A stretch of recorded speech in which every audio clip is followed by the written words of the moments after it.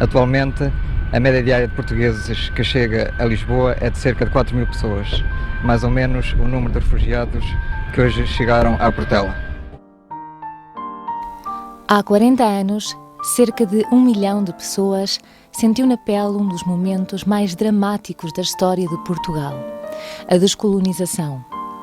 Angola, Moçambique e Guiné-Bissau estavam em guerra.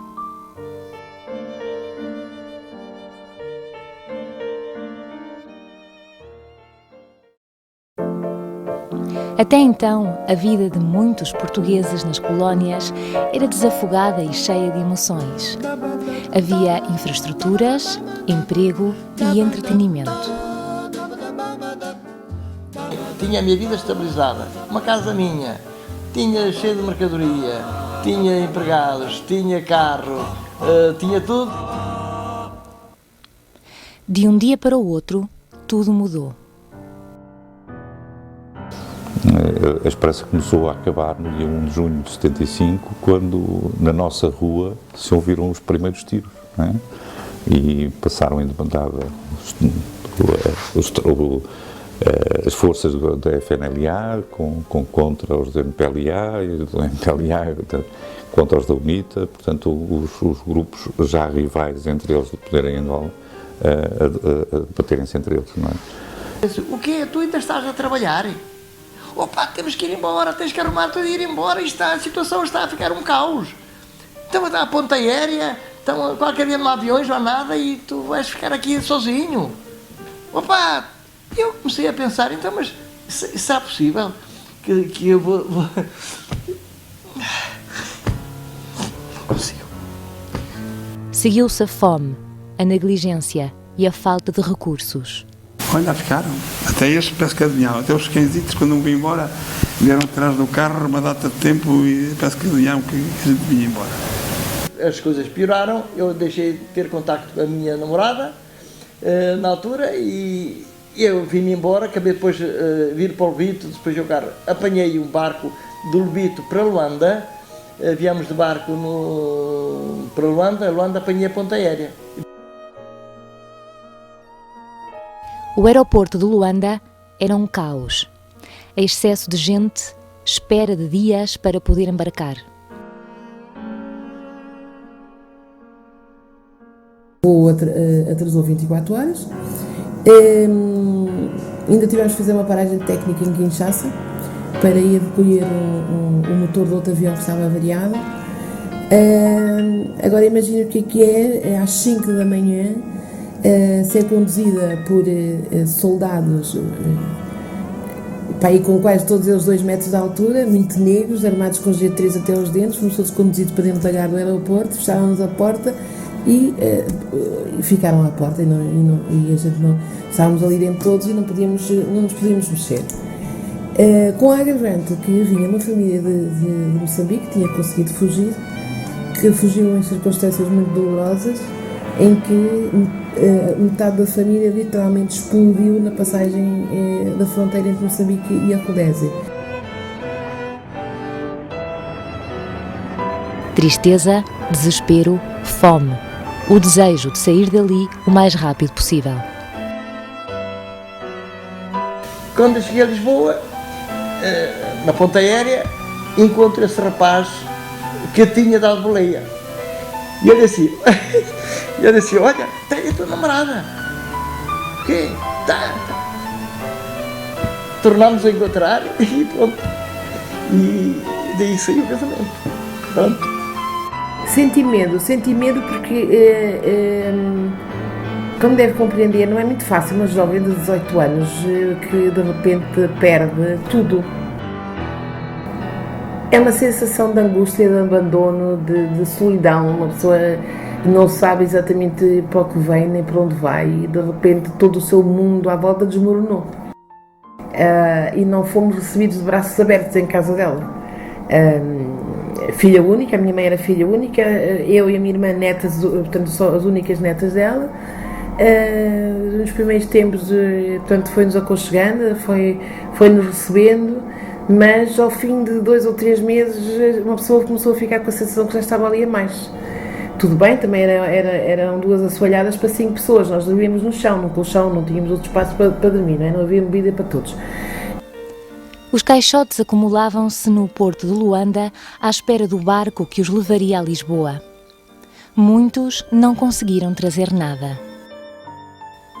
E no meio dos caixotes estava uma criança, um bebê, sozinho, sem ninguém. Nós ficámos sem saber, naquela altura, se aquela criança tinha simplesmente sido abandonada pelos pais, ou se estava ali porque os pais achavam que ele ali estava seguro e os pais estavam a tentar arranjar comida, estavam a tentar arranjar qualquer situação, estavam a tentar arranjar até posição para poder vir para Portugal. Mas foi uma das cenas que nos marcou imenso, ver uma criança completamente indefesa no meio dos caixotes. Para além da ajuda do Estado português e da Cruz Vermelha, países como os Estados Unidos e a Suíça ajudaram à evacuação dos retornados.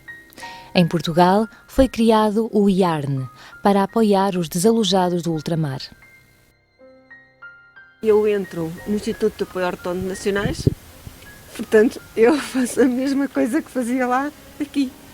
Portanto, acabo por ser eu também uma das pessoas a tentar alojar as pessoas, a tentar integrá-las, e venho abrir a delegação do IARN em Coimbra. Faz um ciclo, não é? Apanho as mesmas famílias que lá tinha até visto, poderiam não ter sido as mesmas, mas famílias semelhantes, que tentámos alojar em hotéis, em casas.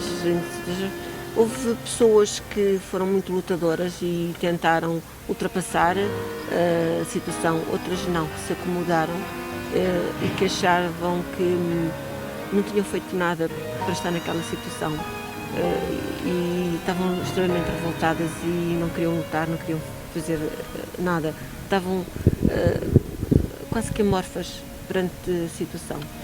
E aí houve outra vez que fazer distribuição de alimentos, fazer distribuição de casas, fazer tudo mais, portanto apanho a situação aqui. Deixaram a África com esperança de poder voltar. Chegaram a Portugal de mãos vazias. Só foi a ajuda que tive, foi do transporte, de comboio, de Lisboa para a Terra. Olha, no princípio era muito mal, nós fomos mal recebidos. Mal recebidos porque vinham tirar o lugar aos outros, que era isto, que era aquilo.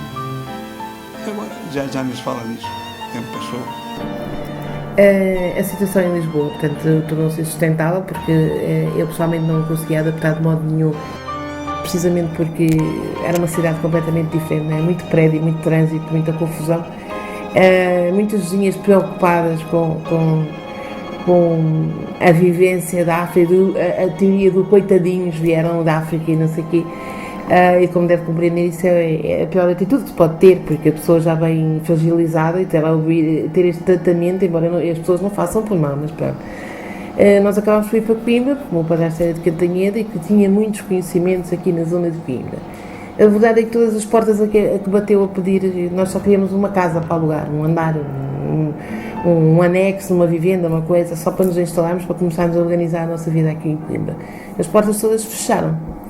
E acabámos por ir viver para o Parque de Campismo. Junto ao antigo estádio municipal aqui da cidade de Coimbra, tivemos lá um ano. 4 pessoas a viver numa tenda, debaixo de sol, chuva, vento, o que fosse. Pronto, e depois as coisas foram melhorando, concorremos a uma casa da Câmara, fomos viver para o bairro Camarário do Engote, e depois as coisas foram começando a andar. Era hora de recomeçar. O IARN concedeu a uma minoria habitação e subsídios de sobrevivência. A imensa maioria teve que apoiar-se na família ou em ninguém. Eles não descolonizaram, filha. Eles venderam. E ao venderem, venderam aquilo que não era deles. E, portanto, deram cabo da vida deles e deram cabo da nossa vida, não é? Que Deus lhes perdoe. Por mim, eu perdoo com muita facilidade. mas custa muito ver que tive de chegar aqui, arregaçar as mangas, começar do zero. O que nunca terminará é a recordação dos que ficaram para trás, os que continuaram, os que mostraram quanta é a força que corre nas veias dos portugueses.